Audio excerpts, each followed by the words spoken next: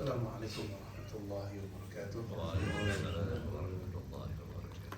الحمد لله الذي سخر لسيدنا محمد الشمس والقمر، وسخر لسيدنا إبراهيم النار، وسخر الريح والشياطين والجن لسيدنا سليمان، والحديد الجبال لسيدنا داود. والحمد لله الذي شرفنا بالذات الشريفة، ذات سيدنا محمد صلى الله عليه وسلم. أشهد أن لا إله إلا الله وأشهد أن محمدا عبده ورسوله.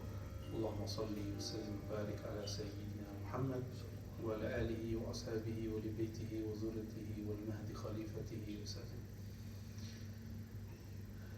Alhamdulillah, Ustaz Terang barusan request ya mengenai Hizib Bahar. Kita ulas sedikit, nanti saya ijazahkan secara khas. Alhamdulillah. Syukur. Mengamalkan hizib tidak mesti berpindah thariqah.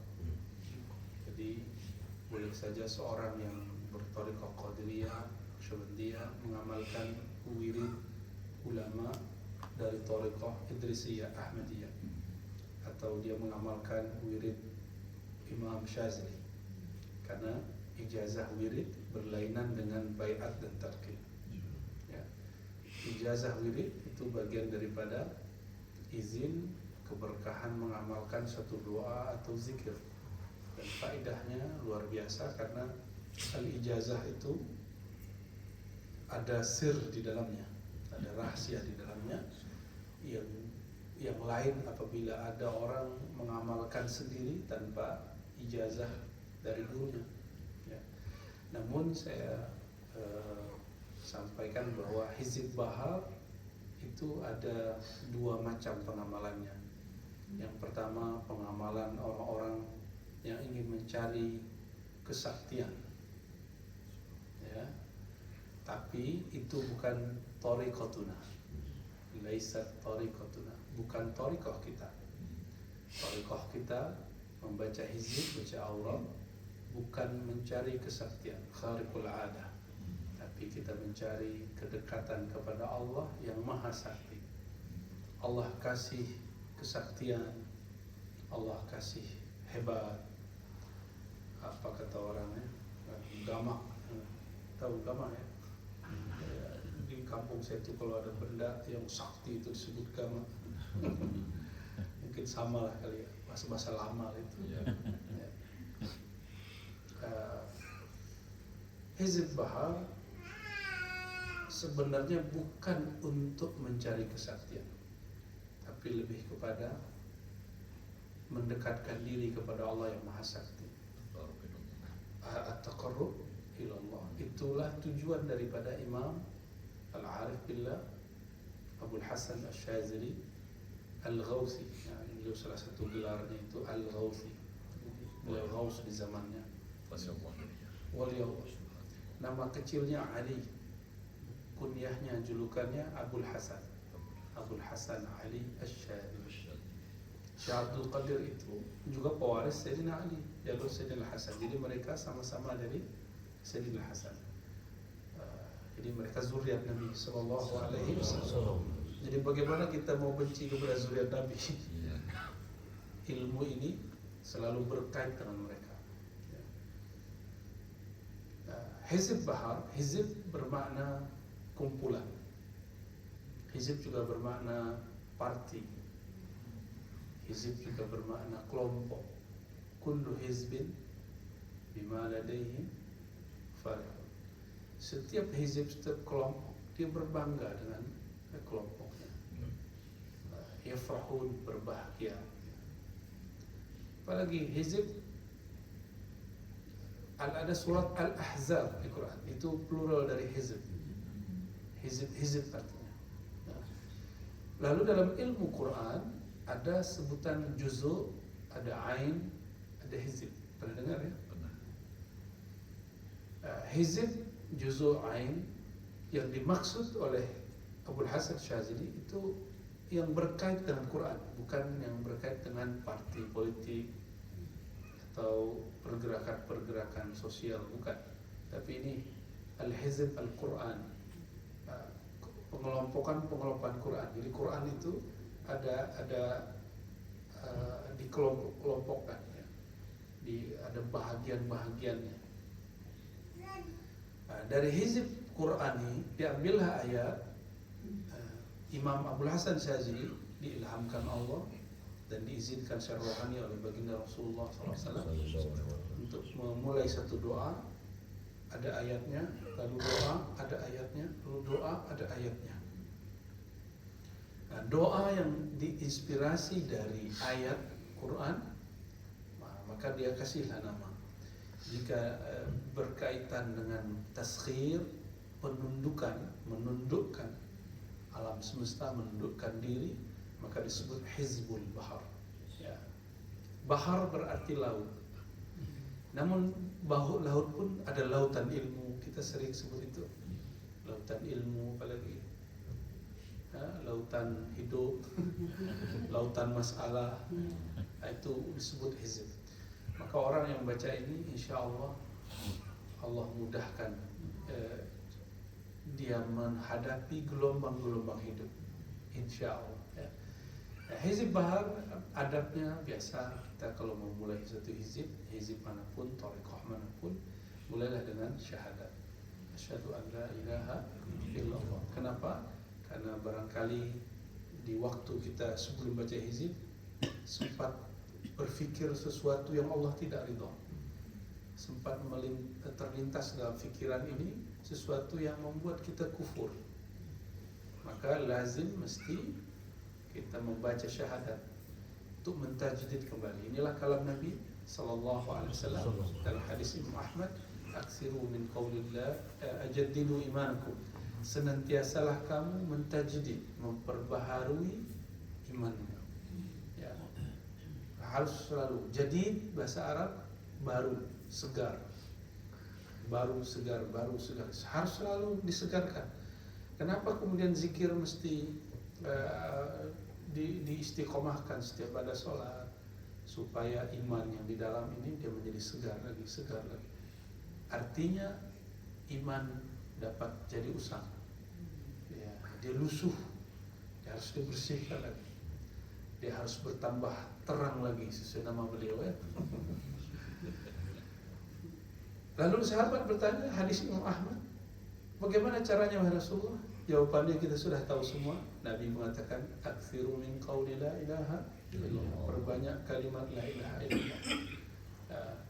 Perbanyak itu thariqahnya. Nah, nanti ulama memberikan dosisnya. Untuk pemula 165, untuk salik sekian, untuk yang sudah yang salik pemula, penengah, bahkan yang sudah hampir usul, itu sudah ada takaran-takarannya.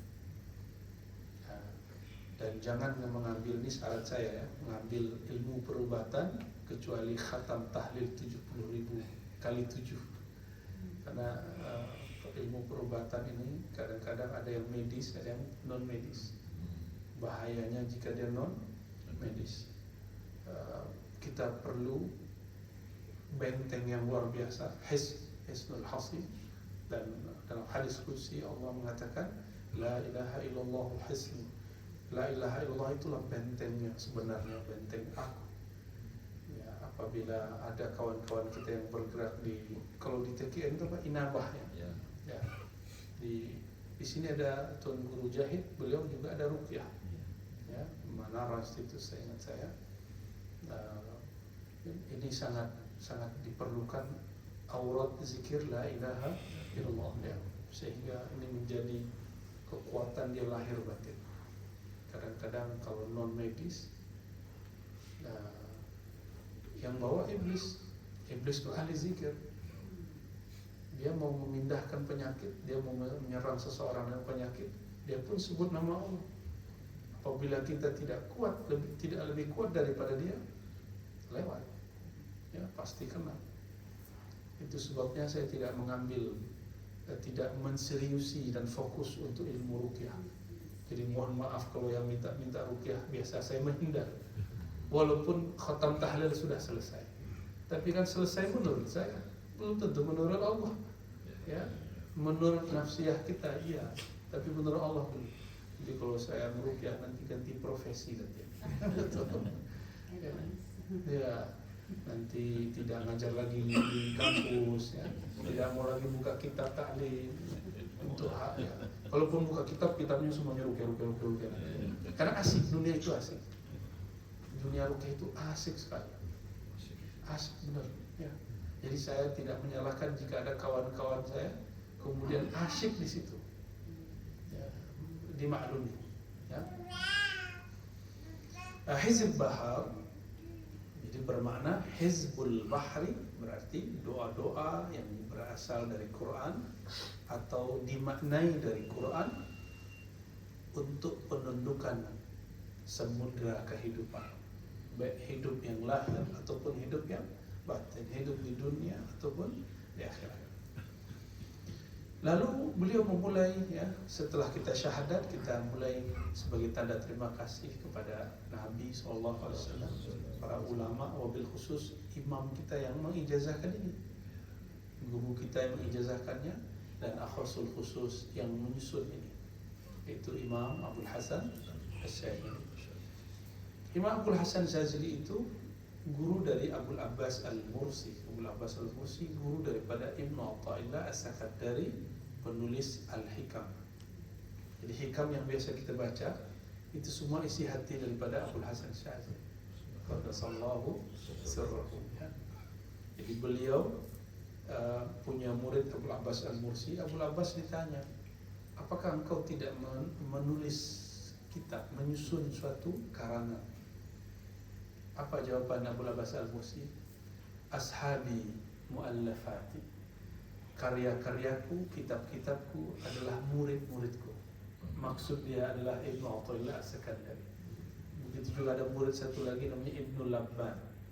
Ibnu Labban ini kitabnya sekarang sedang dikaji oleh sahabat saya di Ribat, namanya Abu Yazul Asfi, ahli baca kitab. Sama, masih muda juga, ya. Wajahnya lebih muda daripada saya. Wajahnya, umurnya belum tahu. Tapi ilmunya luar biasa. Silakan nanti kalau mau kajian kitab itu bisa dengan beliau nanti. Ya. Alhamdulillah kami di Ribat itu bukan satu yang besar, guru. Ya. Jadi Ribat itu kecil. Coba kita istiqomah buat majelis. Ya, saya usahakan begitu. Bahkan kami lelah pun, saya sengaja pulang hanya untuk buat majelis. Sebentar istirahat 1 jam 2 jam, jangan lagi. Karena kita hanya ingin mencari perhatian Allah. Bagaimana cara mencari perhatian Allah? Istiqomah. Ya. Maka kita minta ampun kepada Allah atas kurangnya istiqomah kita. Hizbul Bahar, setelah kita baca Al-Fatihah untuk Nabi SAW, itu guru-guru, wabil khusus Imam Abdul Hasan Asy'ari, ya. Dan supaya mursyid di thariqah kita tidak cemburu ruhaninya, maka dibacakan juga Fatihah untuk beliau. Itu ya. Ya, jadi dibacakan juga Syekh Abdul Qadir Jilani qaddasallahu sirrahu, Bahauddin Naqsyabandi qaddasallahu sirrahu, Syekh fulan sebut supaya mereka tidak cemburu. Ya. Karena para aulia ini cemburunya lebih tinggi dari cemburu seorang istri. Dan cemburunya Allah lebih dahsyat lagi. Ya, innallaha ghayurun, Allah maha pencemburu. Tapi cemburunya bukan cemburu nafsu, cemburunya cemburu yang hanya dia yang tahu maknanya. Ya. Lalu dimulai dengan lafaz Bismillahirrahmanirrahim. Saya tidak seurai karena sudah ada beberapa kajian kita tentang Bismillah. Ya. Lalu ada kalimat, nah inilah pembuka yang mesti dilazimkan setiap membaca semua wirid secara paham. Allahumma ya Allah, ya Ali, ya Azim. Ya. Pertama Allahumma, ya Allah. Allahumma itu asalnya bukan bahasa Arab, bukan bahasa Arab, tapi kemudian dari bahasa yang lebih tua, yang menjadi pokok bahasa Arab. Mereka dalam bahasa Suryani, bahasa Aramaik, mereka nyebutnya el. Orang Arab tidak ada vokal e, yang ada a, i, u, tidak ada juga o. Maka kalau ada orang baca Quran e, itu salah dengar. Yang namanya imalah. Imalah itu bukan e. Ya. Majreha itu bukan majreha, beda. Majreha itu ada cara bacanya. Ya. Tidak ada juga o. Kuliah kalian itu sahih baca Quran itu dia belajarnya lewat MP3 itu ya, lewat YouTube itu. Dia dengar ada seorang syekh mungkin di Mekah, Bismillahirrahmanirrahim, Alhamdulillah alamin. Dia kira seperti itu fasih. Quran itu wajib diambil dari mulut seorang ahli Quran, bukan dari mulutnya MP3, bukan dari YouTube. Mesti diambil. Jadi kita membacanya namanya musalsal. Allahumma ini salah satu nama yang agung. Orang yang berdoa dengan ini dan qalbunya ingat Allah langsung jawab. Sang hamba yang mengatakan Allahumma, Allah mengatakan ya abdi, wahai hambaku. Ada apa denganmu wahai hambaku? Maka ketika baca Allahumma, coba baca Allahumma. Jadi jangan cuma Allahumma. Haknya ha besar. Allahumma.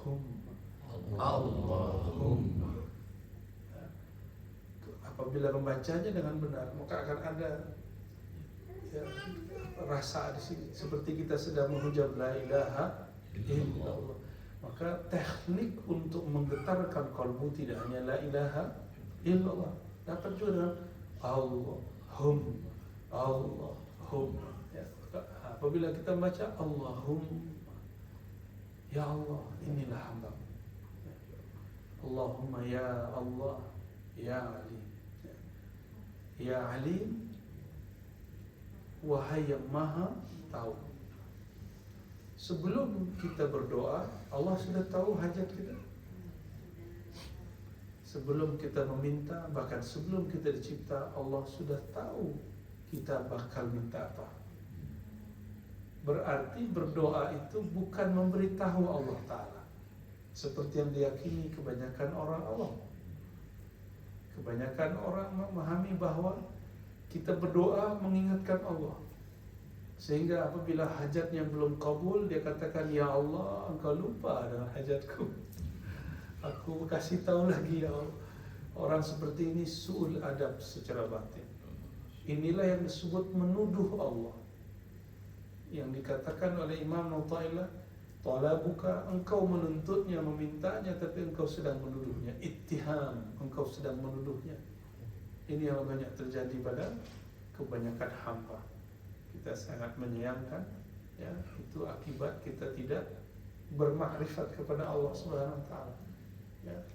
Allahumma ya Allah, ya Ali, ya Azim, ya Allah, yang aku minta sedikit kecil bagimu, tapi yang kau persiapkan lebih besar. Nah, itu cara meminta. Ya Azim. Ya. Apalagi bacaannya Allahumma ya Allah, ya Alim, ya Azim, ya Halim. Halim, apa arti Halim? Halim itu secara harfiah bermakna yang maha santun. Tapi santun pun masih kurang lengkap lah. Allah itu apabila ada hambanya durhaka kepadanya, melanggar perintahnya, lalu Allah membiarkan, bahkan memaafkan, menunggu si hamba mau tobat. Bahkan Allah masih beri dia rezeki. Ini yang disebut halim. Jadi halim itu apa terjemahan itu, Ustaz? Lebih dari santun lah. Sopan santun. Ya, sopan santun, lebih dari itu. Ya, lembut pengertian. Apa? Lebih dari empati. Seperti seorang ayah melihat anaknya nakal. Lain dengan ibu langsung histeris. Ada apa dengan anakku? Tapi seorang ayah nanti ya biar saya urus. Dia sedang menghabiskan energinya, ya. Ya sebegitu ya. Kalau kita bisa memahami persoalan anak seperti ini, Allah lebih paham urusan kita daripada kita memahami anak. Itu juga sebabnya ada seorang syekh, seorang kiai di Jawa sana, anaknya aneh, anaknya liberal, anaknya berfatwa yang horib-horib yang asing, itu dibiarkan, enggak ditegur. Tapi ternyata lama-lama dia kembali ke jalan Allah dan yang sekarang setiap hari mengkaji kitab tasawuf. Karena kiainya faham, guru-gurunya faham, ini anak dia sedang hal itu ekstase, ada ekstase nafsu, ada ekstase akliyah, akal, maka orangnya terlihat nakal, kritis, mungkin orang tuduh dia liberal, padahal bukan. Ada ekstase rohani yang terjadi pada Sayyidina Abu Mansur Al-Hallaj, ya, yang terjadi pada Syekh Siti Jenar. Di Malaysia mungkin ada juga tokoh yang serupa dengan orang ini. Ada enggak? Belum tahu ya. Saya di Banjar saya temu juga ada namanya Syekh Abulung. Abulung itu sama dengan Syekh Siti Jenar, tapi Syekh Siti Jenar lebih tua. Ya, Syekh Abdul Hamid Abulung. Ya, beliau berkawan dengan Syekh Muhammad Arsyad Al-Banjar, sama-sama berangkat ke Mekah. Ya, itulah masa-masa Syekh Dawud Fatani. Ya, ada di Sarawak ada Syekh Utsman bin Abdul Wahab As-Sarawaki Al-Makki. Saya punya sanad ilmu usul fikih lewat beliau dan beberapa kutub sittah, ya, kitab-kitab hadis. Tapi tetap saja jalurnya jalur Syekh Yasin. Ya, itu murid kepada ayah Abu Hamka. Abdul Karim Amrullah. Iya, ya. Apabila beliau mengambil dari Syekh Abdul Karim atau semasa, ya, berarti beliau bertemu dengan Sayyid Ahmad Zaini Dahlan dan Syekh Bakri Syatah, ya. Nah, kembali ke Hizib Bahar. Allahumma ya Allah ya Alim ya Azim ya Halim, wahai yang maha mengerti aku. Nah, saya mengartikan Halim itu yang maha mengerti hamba-Mu, yang maha memaklumi kesilapan hamba-Mu, yang maha mau sabar terhadap su'ul adabnya hamba. Nah, itulah Halim, ya. Dan hanya Allah yang seperti itu. Seandainya Allah itu seperti orang tua, seperti ayah bunda, ayah ibu, maka hambanya bumi ini mungkin sudah hancur dari dulu. Ya, orang-orang musyrik kepalanya langsung hilang. Tapi Allah tidak. Allah biarkan, malah Allah beri dia rezeki. Allah berikan dia kesehatan yang luar biasa. Allahumma ya Allah ya Alim ya Azim ya Halim ya Anta Rabbi wa ilmuka hasbi. Anta Rabbi, engkaulah Rabbku. Rabb dalam bahasa Arab berarti Anta Maliki, engkaulah pemilikku. Anta Khaliki, engkaulah penciptaku. Anta Mudabbiri, engkaulah yang mentadbir hayatku, hidupku. Itu mana Rabbi. Jadi tubuh saya ini, ruh saya ini, nafsiyah saya ini bukan milik orang tua, bukan milik istri anak. Maka pasangan kita bukan milik kita, punya Allah, ya. Maka kita pulangkan diri kita kepada Allah, kita pulangkan dirinya kepada Allah, ya. Sehingga suatu saat jika Allah kemudian mengambil, berarti dia sedang berpulang kepada Allah.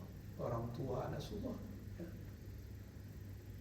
Dan kita diuji dengan apa yang kita kalamkan, ya.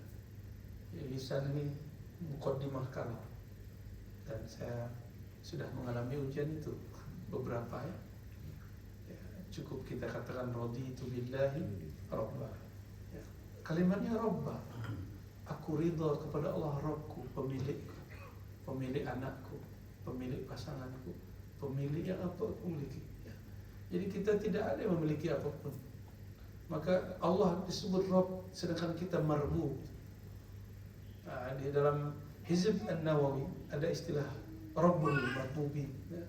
Allah itulah pemilik semua orang yang merasa memiliki, semua objek yang dimiliki. Apabila lafaz ini muncul, barulah kita disebut hamidin, orang yang memuji Allah. Alhamdulillahi Rabbil Alamin. Jadi siapakah yang disebut orang yang memuji? Apabila dia memuji Allah sebagai pemilik alam semesta, baru disebut hamidin. Ya. Orangnya disebut juga hamdan. Ya. Dan umat Nabi Muhammad SAW disebut umat yang hamidin. Dan Nabi Muhammad SAW nanti pegang liwaul hamdi. Apa terjemahan liwa dalam bahasa Melayu itu, Irfan? Bendera, ya? Bendera hamd, pujian. Karena simbol umat Nabi Muhammad SAW sedih, senang, dia tetap memuji Allah. Kata Nabi SAW hadis Tirmizi, orang kalau baca, kalau sedang senang, dia katakan Alhamdulillah fi kulli hal. Kalau kurang senang, dia katakan ala kulli hal. Tetap Alhamdulillah. Ya. Karena senang tidak senang itu nafsiyah kita, ego kita. Mungkin secara ruhiyah benar. Itulah makna asa an tuhibbu syai'an wa huwa khairul lakum. Boleh jadi kamu senang sesuatu, cinta sesuatu, menginginkan sesuatu, tapi itu tidak baik bagi kamu. Nah, kamu sukanya secara nafsiyah, kamu bencinya secara nafsiyah. Ini kan banyak saya, kita semua kadang-kadang yang kita lihat ini masih nafsiyah. Kita kira itu ruhiyah, padahal itu nafsiyah. Ya. Kalimat anta rabbi. Lafaz anta itu salah satu nama Allah. Engkau. Dalilnya mana? Sayyidina Yunus ketika dia bersuluk di perut ikan, itu suluknya Nabi Yunus. Boleh kita sebut suluk Yunusiyah, ya.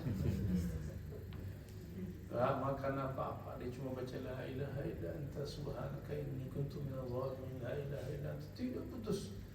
Namun yang paling penting itu kalimat anta. Anta berarti engkau, anda, engkau. Kalimat anta tidak mungkin dibaca kecuali zatnya ada di hadapan, terasa hadir bersama. Maka dibaca la ilaha illa anta. Oleh karenanya seorang murid jika masuk ke Riyadhah Thariqah baru dianjurkan membaca la ilaha illa anta apabila hadir rasa yang punya nama. Yang punya nama terasa hadir. Ya. Nama dengan yang punya nama tidak jauh. Nama dengan yang menyebut punya nama, semuanya kita yang menyebut namanya dan dia yang disebut.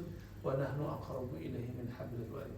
Dia lebih dekat kepadamu dari urat nadimu, pembuluh darahmu. Apabila Allah lebih dekat dari pembuluh darah, maknanya apa? Syaitan yajri majrad dam. Syaitan mengalir di pembuluh darah. Sedangkan Allah Ta'ala lebih dekat dari pembuluh darah. Dekatnya sangat nyata bagi orang yang merasakannya. Maka belajar di situ, hadirkan rasa itu. Ya Allah, walaupun aku, qalbuku belum merasakan kehadiranmu, tapi Engkau selalu hadir. Engkau hadir sesukamu, bukan hadir sesukamu. Kalau batin kita tidak merasa, apakah Allah tiada? Tidak. Secara objektif Allah itu senantiasa ada. Ya. Anta Rabbi. Jadi hadirkan ya Allah. Ya. Allah bukanlah arah tempat depan belakang, tapi ruh kita memerlukan simbol. Maka Nabi mengatakan jika engkau sholat seakan-akan sebenarnya Allah di hadapanmu. Tijah amam. Ya. Allah ada di hadapanmu. Jadi secara ruhiyah boleh merasakannya, tapi secara akliyah Allah tidak bertempat. Ini hanya rasa. Hanya rasa, ya. Lalu kalimatnya anta rabbi wa ilmuka hasbi. Ya Allah, tadi kita sudah baca ya alim. Sekarang dipertegas lagi ya alim. Ya, ilmuka hasbi. ilmumu, pengetahuanmu ya Allah cukup bagiku. Orang tua lebih faham hajat anaknya, bayi seperti baby Helena ini, upinya lebih faham jam dia makan, pukul berapa dia mau ganti baju mandi, benar kan? Apakah dia tahu? Si baby dia ingin mengambil satu barang, apakah semua barang yang dia mau kita beri? Tidak, tidak semua yang dia maukan kita beri. Begitulah Allah Ta'ala, wa ilmuka hasbi, engkau maha tahu ya Allah apa yang terbaik bagiku. Artinya, ya Allah, pilihkan bagiku yang engkau ridhai, yang baik menurutmu, bukan baik menurutku. Wa ilmuka hasbi. Ya. Jadi barangkali kita ini banyak keinginan kita, bukan keinginan yang Allah tahu itu baik buat kita.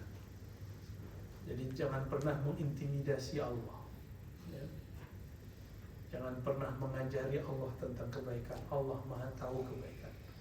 Jadi kita kalamkan antara Rabbi wa ilmuka hasbi ya Allah.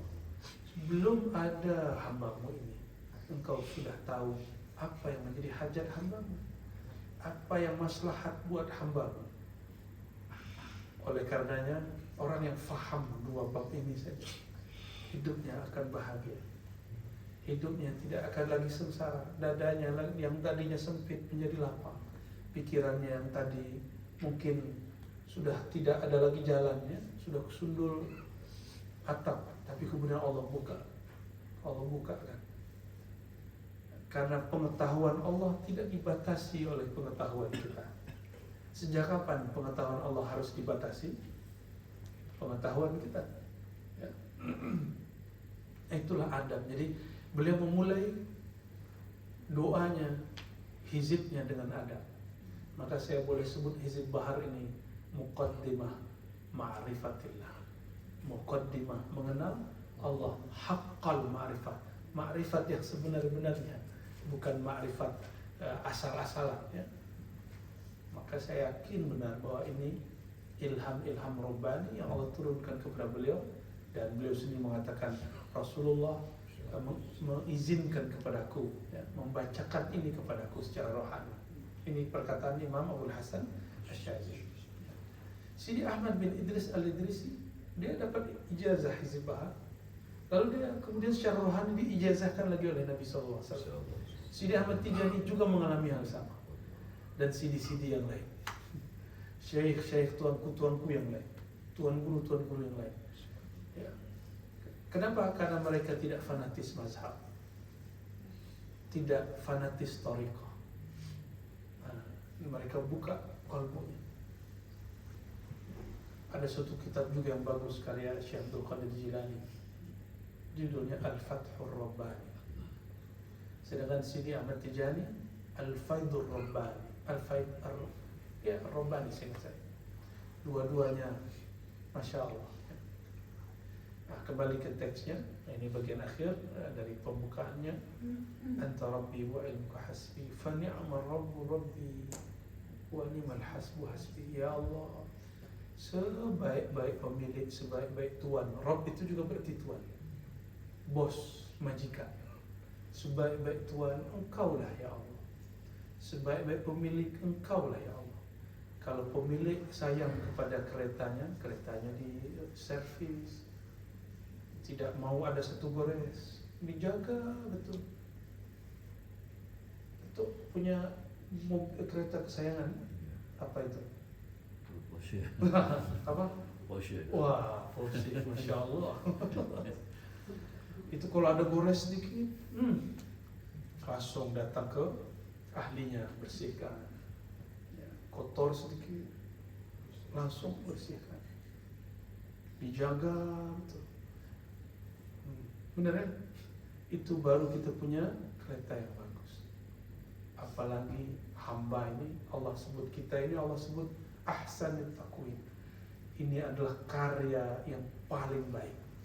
Ini dari semua yang Allah ciptakan, manusia itu paling sempurna, lebih sempurna dari penciptaan malaikat, lebih sempurna dari ciptaan iblis, lebih sempurna dari manusia purba sebelum Sayyidina Adam. Jadi sudah ada manusia purba sebelum Nabi Adam. Betul, bentuknya mirip dengan kera, tapi bukan kera. Tapi dia bukan juga kakek moyang kita. Karena mereka mati dan tidak ada. Nah, dengan Nabi Adam itu ada jarak interval yang panjang. Jadi ada makhluk mirip dengan manusia, tapi dia bukan manusia. Namun oleh Darwin dihubung-hubungkan. Ya, kami di Indonesia sebutnya cocoklogi. Dicocok-cocokkan. Cocoklogi itu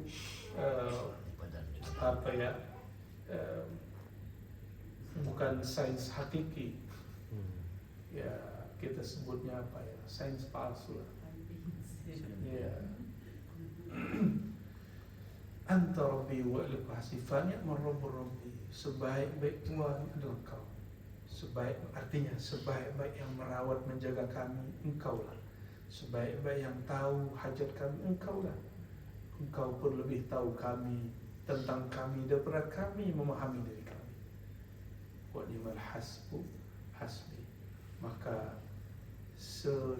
yang paling mengerti kecukupan hamba Engkaulah ya Allah.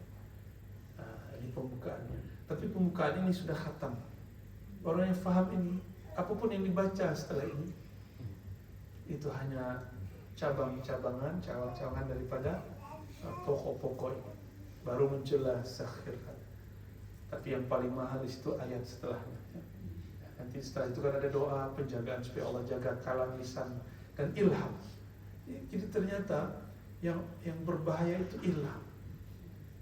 Khatarat, ada kalimat khatarat yang melintas di dalam kalbu. Jika Allah tidak jaga, orangnya tersesat. Na'udzubillah min dzalik.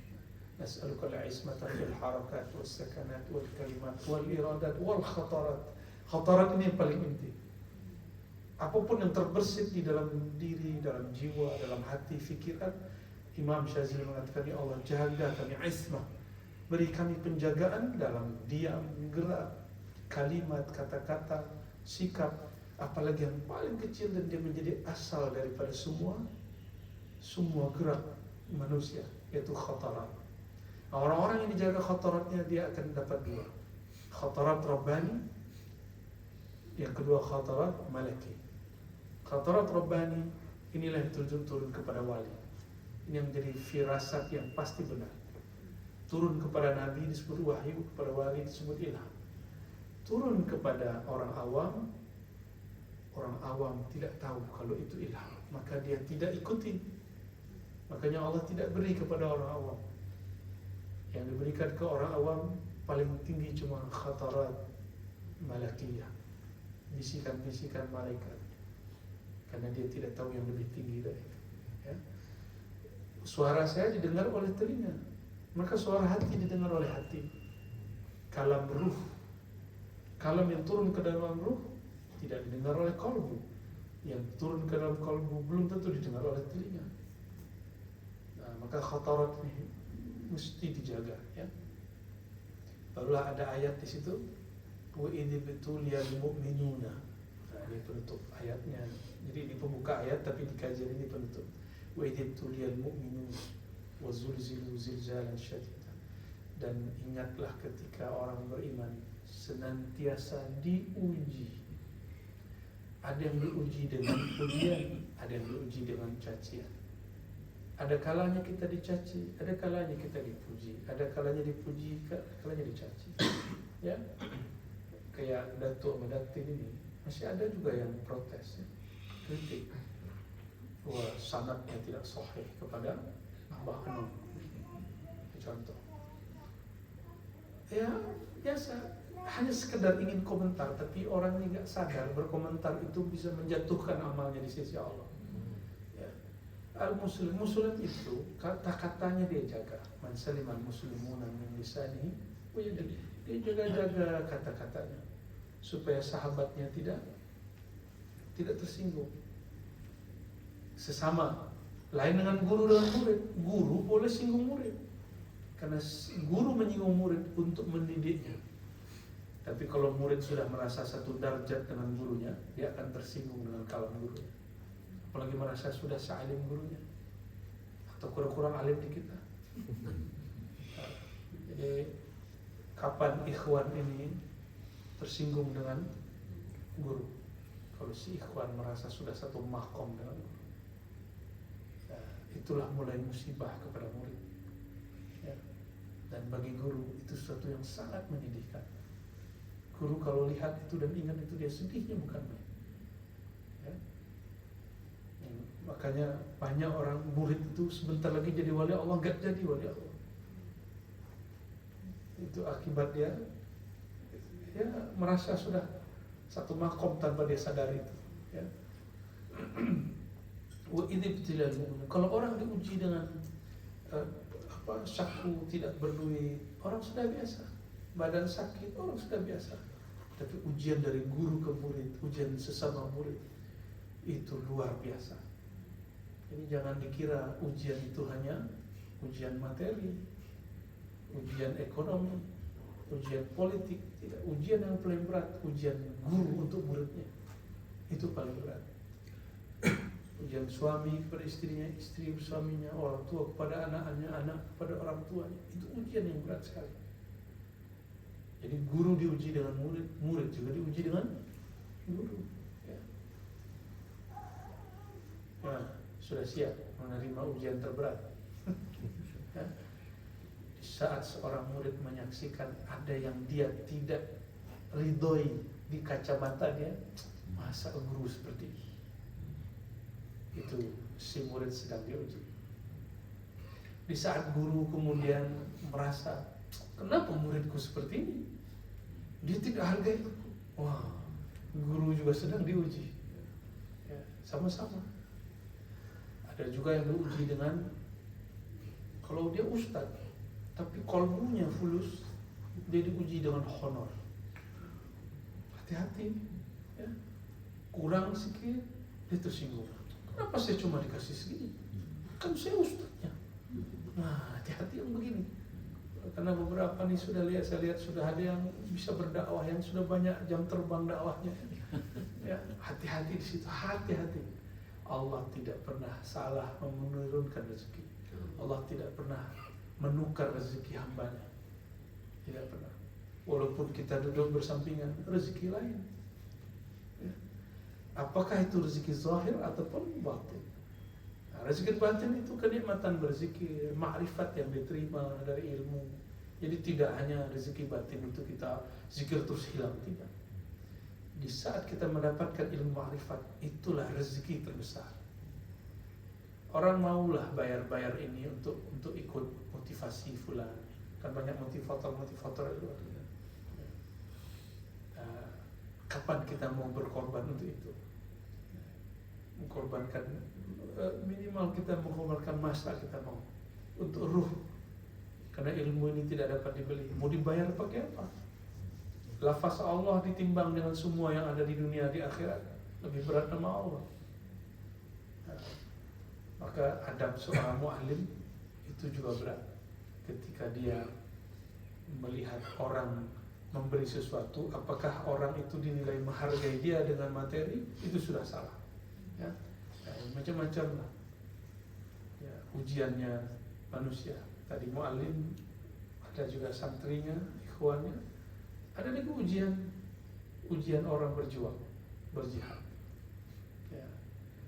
Ada lagi ujian orang pindah-pindah guru, berguru sini tidak sesuai, pindah lagi, itu juga ujian.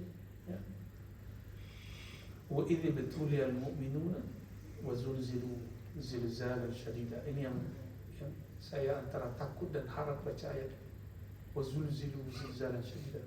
Dia akan digoncang dengan goncangan luar biasa. Kalau bumi digoncang dengan gempa, kalau pikiran digoncang dengan pertanyaan, kalau kolbu Allah goncang dengan syak, ragu, prasangka. Nah, apabila murid sudah mulai berprasangka terhadap gurunya, ya, dia sudah mulai diuji. Imam Muhammad bin Abdul Karim Salman menulis kitab judulnya An-Nafahat Al-Ilahiyah. Di situ dia nukil ada dialog antara seorang murid dan gurunya. Gurunya ditanya oleh murid, wahai tuan guru, apakah seorang syekh wali Allah dapat berlaku kepadanya takdir maksiat? Apakah mungkin seorang wali bermaksiat? Apa jawaban gurunya? Kalau sudah takdir, apa boleh buat? Oh, jadi ternyata si muridnya berpikir takdir itu cuma yang baik-baik, hanya yang baik-baik. Jadi hidup senang, tidak senang, miskin, kaya, hanya itu yang dibayangkan seorang murid takdir. Padahal ada takdir yang lain. Kita taat itu takdir baik, kita terjebak maksiat itu takdir buruk. Takdir baik kita syukuri, takdir buruk kita tobat kepada Allah Subhanahu wa Ta'ala. Bukan berarti kemudian, oh saya sudah ditakdirkan bermaksiat, ya sudahlah, bukan gitu.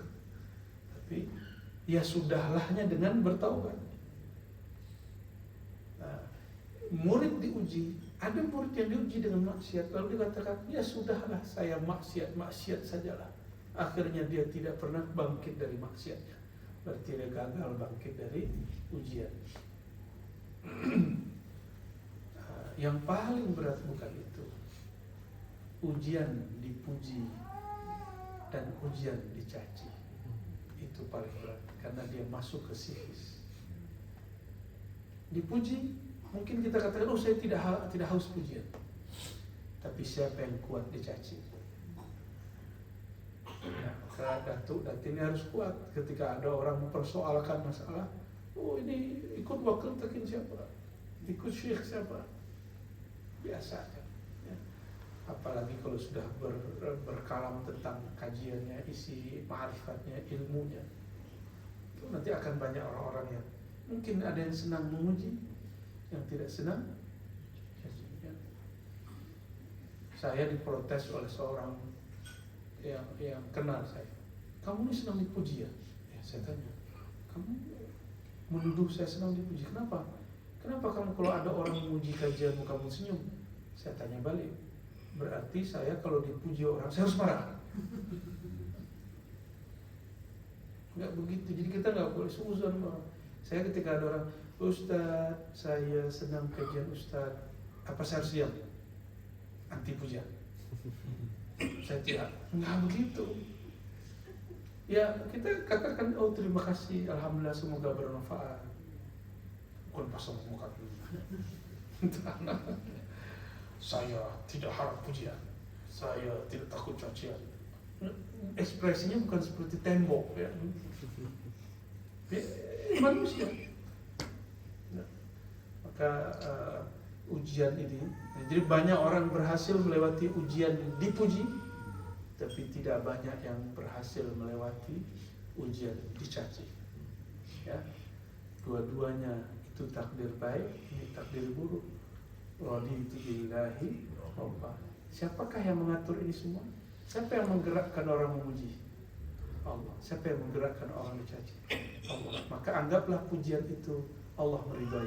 Anggaplah cacian itu Allah menegur. Karena musuh itu paling faham aib kita. Kadang-kadang orang yang cinta kita tidak mau kasih tahu aib kita, khawatir kita tersinggung. Ya? Dan Allah Maha Tahu. Ya? Ini baru satu potong ayat. Jika ada masa kita syarah lagi, kita urai lagi. Semoga Allah meridai kita semua. Amin. Sejauh-jauh kita semoga Allah jemput kita lagi. Sesesat-sesat kalbur kita semoga Allah Tuhan bimbing kita. Nas'alullah al-'afwa wal 'afiyah lana wa liwalidina wa limasyayikhina wa lisa'iril muslimin wal muslimat. Walhamdulillah rabbil alamin. Saya ijazahkan Hizib Bahar sebagaimana saya dapat dari guru-guru saya. Ada yang paling tua namanya Syekh Abdul Haq Al-Hamidi, beliau lama di Mekah, umurnya 120 atau 19 tahun waktu mengijazahkan itu. Beliau masih bertemu dengan keluarga anak daripada dan ayah dari Ahmad Amin Ridwan, Muhammad Amin bin Ahmad Amin Ridwan.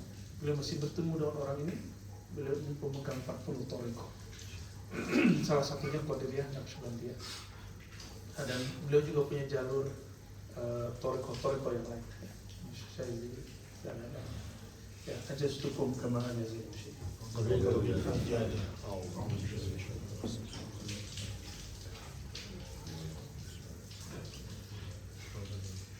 sila diamalkan pada asar. Kalau tidak sempat pada maghrib, tidak sempat pada isya, sempat besoknya. Ya. Assalamualaikum warahmatullahi wabarakatuh.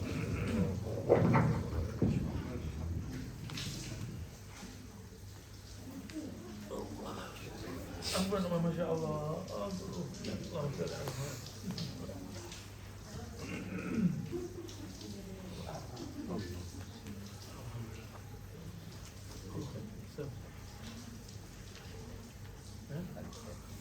Ada nanti punya. Minum air ke bawah ya. Ada teks kopian. Ada.